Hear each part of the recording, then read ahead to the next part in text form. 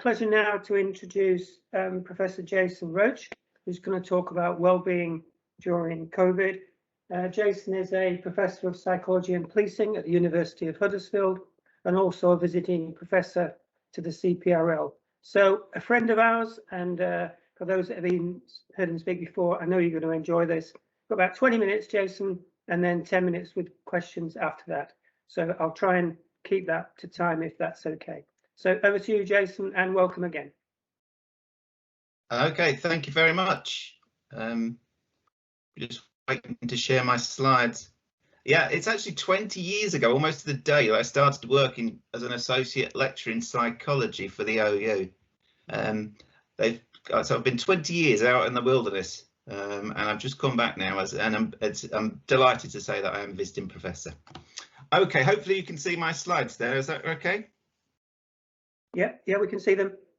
Okay, right. So I'm going to talk about the well-being of UK police and police staff during the COVID-19 pandemic, but I'm going to start off by talking a little bit about well-being and resilience in the bad old days. So I don't know how old you are, but I'm just old enough to remember cop shows like it from the 1970s, like the Sweeney. Okay. Now, I must admit that what I'm going to say is based on only ever seeing the first 15 minutes of any episode of the Sweeney, because after 15 minutes, just before the first break, it was always when they raided the villain's house, who happened to be in bed with a woman who was naked, and the words always came from my mother's mouth, "Jason, time for bed." I don't know why, I'd already seen it, but I had to go to bed.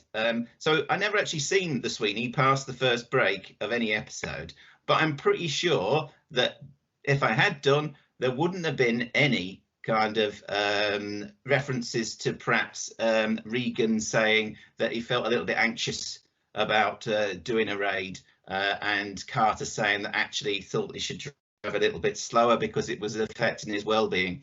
So well-being in these cop shows hadn't been invented, and resilience pretty much came in the shape of a bottle, or your 48th wife or husband, whatever it is that your car crash of a life had happened, but there was no mention of resilience. Incidentally, I did watch an episode of the Sweeney the other day on Dave, or one of the catch-up things, and I found myself, it must have been a Pavlovian response, I found myself getting up just before the first break and actually leaving the room, even though my mum wasn't there. Sounds a bit Norman Bates-ish, that, doesn't it? And Starsky and Hutch, of course, their only kind of concerns about their well-being was to shoot someone before they got shot. So in 70s cop shows, at least, well-being didn't really exist, just got on with it, and resilience came in the form of various vices. Now, by the time Life on Mars stroke Ashes to Ashes came on, I'd grown up a little bit, and I realised that actually detectives, they weren't like that. Yeah, police weren't like that. It was an incredibly difficult job, very stressful, and it was going to impact on your well-being and who you were. Yeah. So we decided to do a study, and I did a study in 2015 with some homicide investigators, and I wanted to see how investigating murder affected homicide investigators' well-being, or did it? And did they still drive fast cars and get drunk and just cope with things generally in a quite negative way? So we study, but the parameters were that the homicide investigators that we wanted to take part in the study had to have experience of both adult homicides and investigating child homicides, because we thought that the child homicides, for obvious reasons, would have a major impact on someone's well-being, more so than perhaps the adult ones. That was our hypothesis. So we came up with a survey, an electronic survey, and it got sent out by ACPO, as was the Homicide Working Group, to as many UK homicide investigators as was on the list. We got a response of 99, which I'm really pleased about, because if we'd have got a bang on 100, nobody would have believed that we'd actually sort of sent it out. We just made it all up. Now, the survey was looking at, obviously the first section was on demographics, and it was about kind of how long have you served as a police officer, age, gender. We also asked questions around children, whether somebody would have children, you know, if they have children, because we thought that might be an kind of identifying effect on someone's well-being. If you investigate a child homicide and you have children yourself, is that more impactful in a negative way? We also asked questions about the number of homicides that they've been involved in, their investigative experience. We also then asked about cognitive and emotional effects. So we reversed the order of the questions and the presentation of the questions. They were about adult homicides and how you felt about doing that kind of thing, how it made you feel. Did you have any intrusive thoughts? Did it interrupt your sleep patterns, etc., etc.? That's from various coping and well-being tools we used. And then the second one, we asked the same people the same questions about child homicide and how that has affected their well-being, and how they coped with all of this. Okay, how they got through it. Did it touch them? How, if so, how did they go through it? And we hoped and prayed that it was in a positive way and not bring mass burnout of people. And we found really that officers, actually it was kind of a bit counterintuitive. They reported that they felt more pressure, and more kind of urgency in trying to get when they're investigating a homicide where the victim was an adult than a child. Now you would think it's because child homicide investigations universally, when we spoke to, when we got the data back from the UK investigators, far more complex, involve a lot of agencies usually, and therefore cannot be rushed. It's also incredibly difficult for, forget what you see on Silent Witness and what have you. Pathologies come nowhere near where it is on television, and it's very hard to distinguish in a very young child whether they died of natural or unnatural causes. So homicide investigations involving children tend to take a lot longer, for reasons I've just given, and so therefore the pressure isn't as acute immediately to get a result on at least that's what the officers reported. But they did say that they were emotionally more challenging, because you are dealing with young people, children who haven't even begun to live their lives, and they found that quite hard to deal with at times, and I'll talk about how they dealt with it in a minute before I move on to COVID.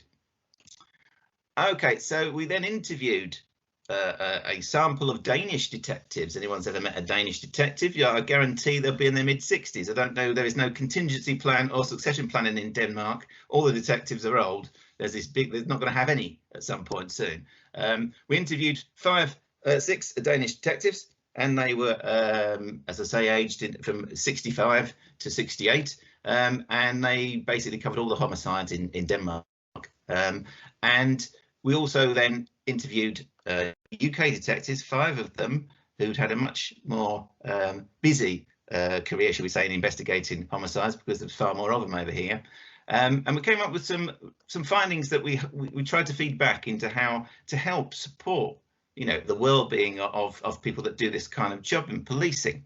And we found out that actually 6 months was quite a crucial period, because those people that have been involved in investigation, okay, but not for 6 months, a homicide investigation involving a child, not for 6 months, reported that it affected them more than those that had continuously been in child investigations. They had no chance to breathe, basically, and so they were carrying all this kind of negative impact on their well-being without ever having a chance to reflect on it. And we thought that, well, they need to be able to reflect on it. And then the guidance manuals don't say anything at the moment, particularly the murder investigation manual doesn't say anything about how to deal with the negative effects of, on well-being of being an investigator of a murder, and that needs to be updated. We came up with the idea of that, but I think someone's beaten us to it about kind of how officers might be able to monitor their own well-being, so not to the point of burnout, but to the point of monitoring it on a weekly basis, so that I worry that there's a cumulative effect on well-being that doesn't get detected. So the trauma stuff is great, and if it's an event that you can link the trauma to, and of course people need support, but what about the incremental kind of build up on well-being, and how do people, how do they resilience cope with that?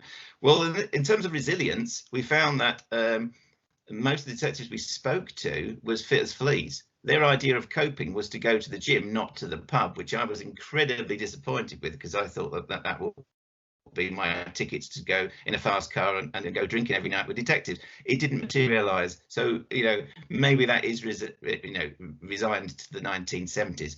So what's all this got to do with COVID? Well,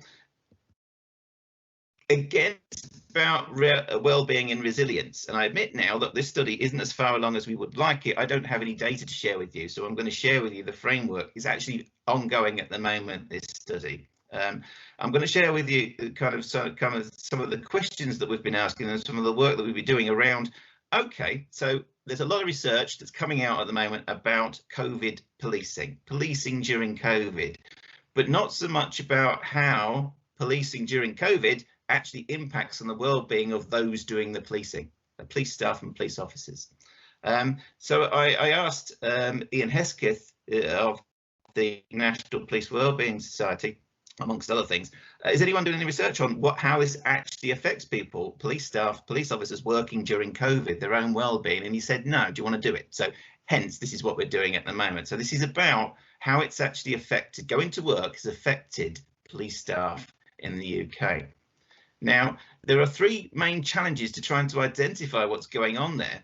And the first one that we kind of had to grapple with was, okay, generally, how do you identify COVID-related effects on a person's well-being? How do you parcel out COVID from everything else? Yeah, and there are existing standardized scales, psychometrics that you can use, but they're very American orientated, and they didn't really fit the UK policing culture or indeed UK policing. I'll give you an example. There were lots of questions that were quite xenophobic. They were around other people and strangers, etc. And we kept a couple of those questions in, but not to the whole section that was in this standardized psychometric. So we kind of come up with our own. We won't claim it's standardized. We're not going to have it kind of, generalized and marketed, but we had to come up with something because there isn't much out there that can measure the effect of well-being per se. And I don't mean the physical effects as such of getting COVID. I mean the COVID environment. And the second question it was, of course, well, how did it, how can we portion out the effects of COVID on police that's down to them working in that environment and not down to their perceptions and feelings about COVID in general? And the third section was, well, okay, so then how do you separate what they normally do and what normally affects them from doing it in a COVID situation and not in a normal context, whatever normal is? Okay, so these are really difficult kind of things to grapple with, and there is no exact science for parceling these out. But it became immediately kind of apparent that we needed, and I hate the term mixed methods approach, I don't know why I've put it, we needed a dual methods approach. We weren't going to pick up the answers to well-being and how people cope with it, working as police staff and police officers during COVID by just sending out a survey. However, the first step was a survey, and it's out there now. Okay, it's been live for about a week. I will publicise it. It should be, police officers out there, it should be coming to a force near you through whatever wellbeing contacts you have. I have a link here, and if my slides are made available, then please feel free to input your input into this survey. Now, the first section was feelings about COVID, a baseline. How do people feel about COVID? Yeah, police officers, police staff, generally when it first happened. So we have questions that ask around kind of, statements that they agree or disagree with. I felt anxious about the virus. I was worried that I wasn't sufficiently, that social distancing wasn't sufficiently observed. We then ask them, okay, that's March. What about now? How do you feel now? So that we can see exactly the same questions to see if there's any difference in kind of their overall kind of feelings about COVID and how it affects you. Logically being those that, have high worries about COVID in general and work in the police, or, for the police, what have you, will also report that it's affected their well-being most at work as well. When we asked about general working during the pandemic, okay, so statements such as, I have felt the government's rules have been vague, etc. I have had concerns about hygiene in the place that I work. Remember, this isn't all about frontline staff, it's about police staff as well. And I'll come to some of those kind of questions in a minute. Effects on wellbeing working during the pandemic was, what specifically we wanted to ask, kind of expect it, emotionally and psychologically, did it affect them? Did it affect their sleep patterns, etc.? Did they feel hesitant when they went home from work? And from all sorts of scenarios where, having someone spit at you in the street, for example, some yob spitting at you in the street. How do you, how do you deal? How does it make you feel when you go home to your family knowing that you may well have, it may well have caught the disease because somebody's done that to you. And then coping, how do they cope? Now, I've already tried to dispel the kind of the hard drinking, fast driving kind of way of dealing with things. How did they cope with it? What do you do? And those questions are very much around support. They're around activities that you do. They're about the setup that that you had when you was working during COVID. Don't get me wrong, we're not out of it yet. We are at the end of the questionnaire. We also give, I think events are important and various scenarios. So what events, did police find most, negative, had the most negative effect on their well-being during the COVID? And the one at second from bottom, I'm sorry, this is really small on my screen. The one second from bottom was the most terrifying and traumatic one for me, and that was homeschooling whilst trying to work. And I know detectives that have been trying to work at home and homeschool at the same time, as well as all sorts of police staff, HR. I think that's a major kind of, it doesn't sound like as kind of traumatic as walking around a crime scene, but in my experience, it's not that different. Oh, sorry. Then we're following up now, we're doing them now, interviews with police officers. If anyone wants us to interview them, please. This is very much the qualitative side of it. This is very much the kind of, what was it that made you most kind of anxious working during COVID? What kind of events? What did you dread? How did you deal with it? So very much the more kind of the deep qualitative kind of information to complement the survey. Also, anyway, there's a lot of research at the moment that's coming out around not just COVID, but about police well-being. There's been a big explosion over the last couple of years. Don't know why it's taken that long, but there you go. And much of it, it has identified the effects that being a police officer or doing certain roles or being police staff in certain contexts can have on an individual's well-being that does that. We are lagging behind with how we help them.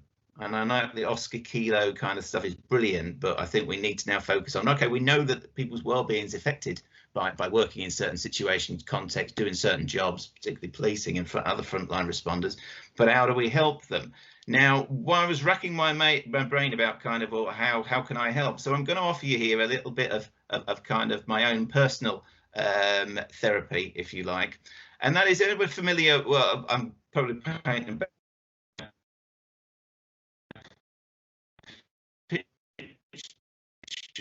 myself here, I keep talking about alcohol, but the Alcoholics Anonymous 12-step recovery program. So where the hell is he going with this one, you might be asking yourselves? Well, I don't know about you, but I started drinking a little bit more heavily during lockdown and COVID. There was nothing else to do, and that's my excuse.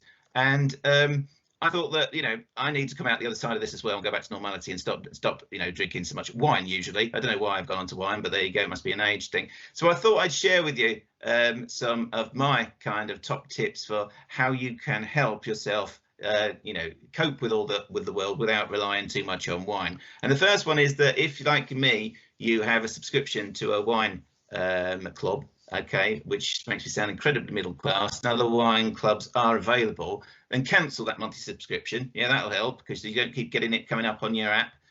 You can get this, you can get that, and temptation is removed. And the second point is take the wine app off your mobile completely anyway. Okay, I've got one at the moment that it will read the barcode on any of these wine bottles, and it will tell me basically everything about that wine, plus even to the degree of whose feet trod the grapes. Okay, I kid you not. And thirdly, like me, stop kidding yourself that it's because the kids are at home, that's why you keep drinking. They actually went back to school weeks ago. Okay, thank you very much. There's a link, I'll put that up. That's the link to the survey. And I'm happy to, if people want to email me, I will email the link if needs be. Jason, thank you very much. So do we have any questions for Jason, please? I can't see any chat bars at the moment, so please, if you have a question, either put it on the chat or just put a hand up and let me know.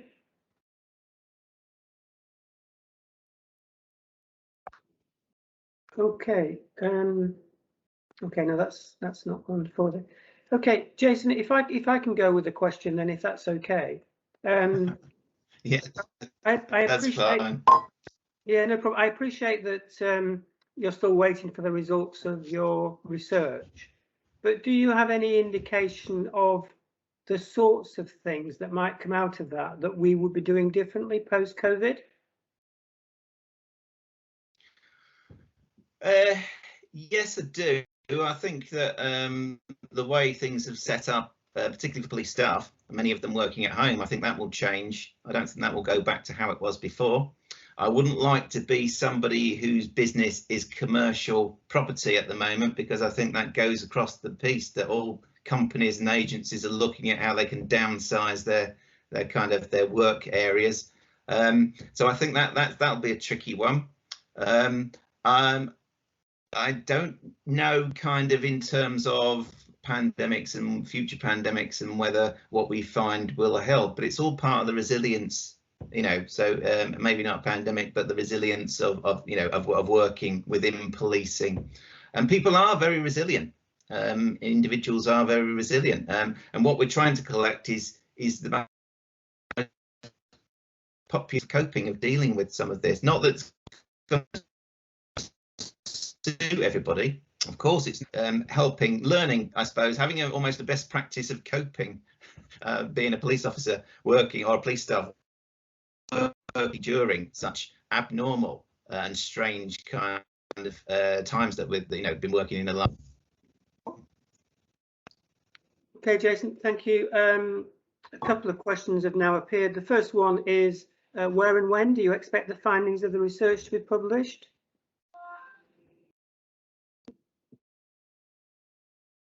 Oh, that's probably Ian, because he's paying for it.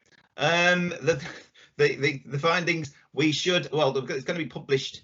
We're hoping to have all the research done and the data crunched by probably the end of May. So when it comes out, publication times, we may get it out quicker and have a report that can be made out before we get an academic publication, because they tend to take quite a while to go through the system. Even when you're the editor of a journal like me, I wouldn't propose to put to speed things up. That would be a bit wrong. But we are, with the police journal, we are a special edition on police wellbeing at the moment, and if we can get it kind of ready for that, then we'll try and get it into that. But that's been very popular. We've had quite a lot of papers submitted for that. So wellbeing is definitely a really big thing in policing, but not many of them are COVID related, the papers. Thank you, Jason. A couple more questions are coming through now. So the next one is around, have you explored the impact of investigative workload and training competence?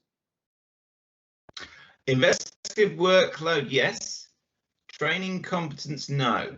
I'm actually in the middle of doing a big project for the Regional Scientific Support Service, which are a bunch of forensic science people for Yorkshire and Humber. It's about 250 staff. Again, that's people that take calls, to people that do crime scenes, to people that analyse in labs.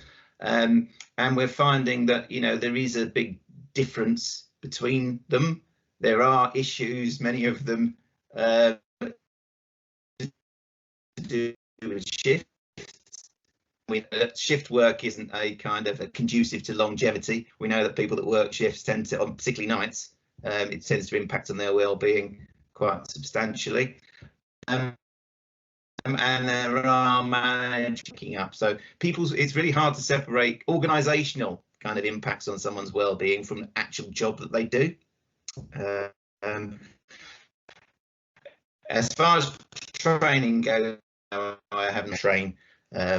Other than the trauma stuff, kind of not the everyday well-being kind of training. Jason, just so you know, when you turn sideways, it breaks up a little bit. So the more you can. Oh, sorry. No problem. No problem. I've got two more questions which I'm going to run with, and then we'll bring this session to a close. The first one, it should be fairly straightforward. Is the research covering all ranks and roles? Yes. Okay. And then the final.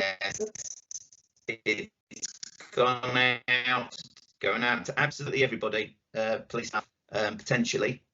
Okay. And then the final question is around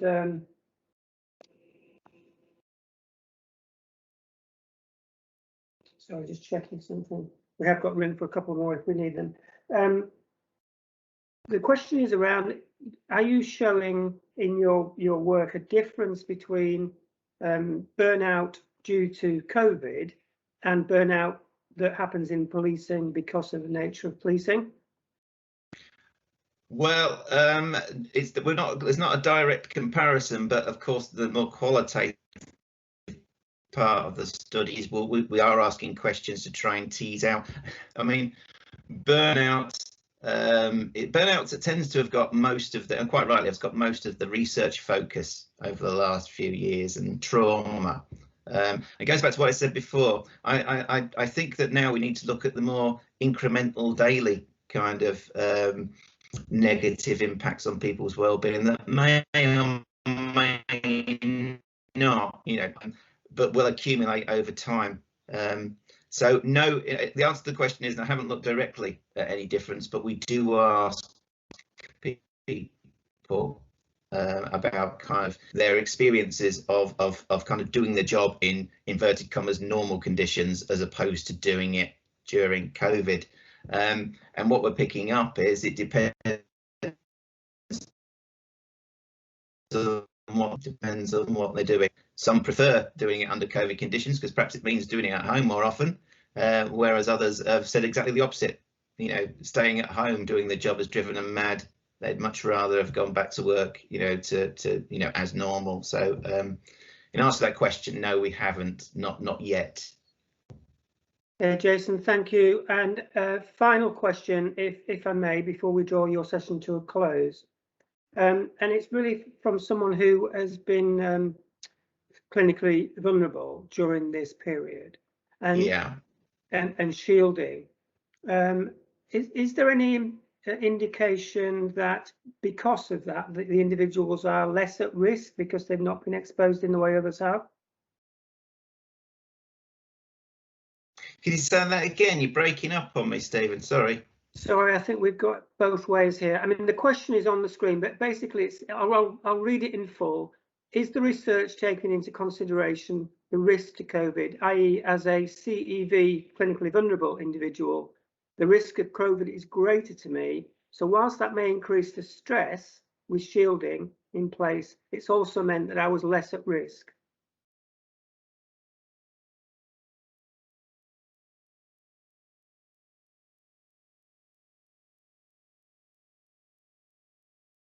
Yeah, that's a really interesting question, and we're hoping that we'll pick people up like Susie there.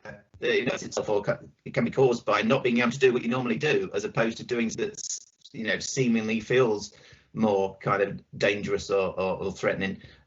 So I'm hoping that people like Susie there ask the question that will fill in. Will at least take part in the survey, if not in the interviews, because we want a holistic kind of as many different areas of policing, police staff and roles, etc., that we can possibly get. Jason, fantastic. I'm going to call us to a halt there. I can't see any other questions and we're pretty much bang on time. So this will allow people to shift to one of the parallel sessions or the workshop next. That will come up on your screen very shortly. But Jason, can I say a big thank you? As I said at the outset, friend of the Open University, it's great to have you back and great to have your input. And I hope you can stay with us for as long as you can. And give my love to my birthplace in Leeds.